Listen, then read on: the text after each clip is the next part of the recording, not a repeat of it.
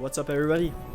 Today, we're going to talk about Baldur's Gate 3, Larian Studio, Wizards of the Coast, and intellectual property. Wizards own Dungeons & Dragons 5th edition and Baldur's Gate. So, you can only make a product based on said IP if you buy it from them or with their full approval. Which is why it's so rare to see new D&D games nowadays. Around the time they started to create Divinity Original Sin 2, Larian asked Wizard to make Baldur's Gate 3, and they said no because they were quote-unquote too green, said the director of Larian. After the release of Divinity Original Sin 2, they finally said yes because of its success. But what does that really entail? Well, it's safe to assume Larian doesn't have 100% freedom on the project, and that Wizards is watching them closely. It's also fairly safe to assume how popular video games are nowadays that Wizards of the Coast will most likely release more games over the next few years. They even said so themselves. Since this is the first big release for them in the last few years, we could think of it as their test. So where does that lead us? Well, since Larian announced Baldur's Gate 3, they did mention that the level cap would be level 10, and that the content from the Player Handbook would be present. This might be how they envisioned the game from the beginning, or those might be Wizards' guidelines to make the game. Knowing them, I wouldn't be surprised if they might want to release the rest of the books in DLC or future games. There's also a problem of copyright on the books.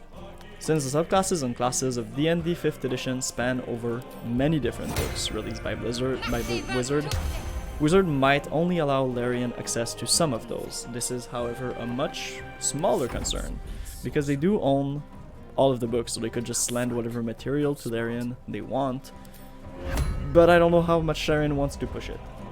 All these points lead to the game being mostly Player Handbook content, which is not a bad thing. But I know for sure I'll be sad not to see a Pact of the Blade Warlock or Blade Singing Wizards in the game.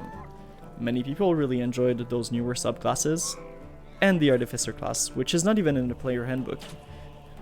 But don't fret.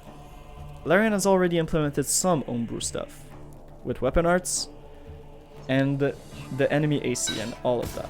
I just don't know how far they'll be able to push it if Wizards is behind them all the time. Rest assured, the worst case scenario is the modding community will surely add some subclasses to the game, and future DLC might offer a more official solution. Then again, it's not really Larian style to release DLC, so we'll see. With that being said, on the GIF, a non-player handbook race is available. So it is hinted that Larian could bargain for some races and subclasses if they have a real need for it. Story-wise, the GIF makes sense, and it's even somewhat vital to the beginning of the game.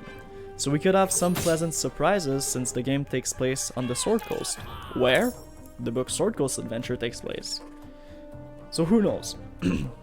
But I honestly wouldn't get my hopes up right now. It's already a miracle Larian managed to get their hands on the Baldur's Gate IP, knowing how Wizards tend to be, so let's count our blessings. If you are wondering exactly what subclasses the Player Handbook will give you, I'll have a series covering every classes, subclasses, and what cool things they can accomplish coming up in the next few weeks.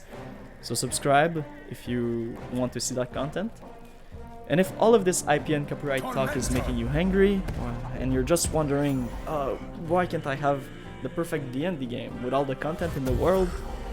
Well, there is actually a game like that. It's a community-made version of D&D called Pathfinder. It is free of copyright and IP. And Owlcat, a studio, released a new game called Pathfinder Wrath of the Righteous. It has like 100 subclasses, and it's really awesome. The game even lets you become an angel, a demon, a lich, and much more. It is a bit more complicated than D&D 5th edition, because it is based on the 3.5, but it's still pretty good.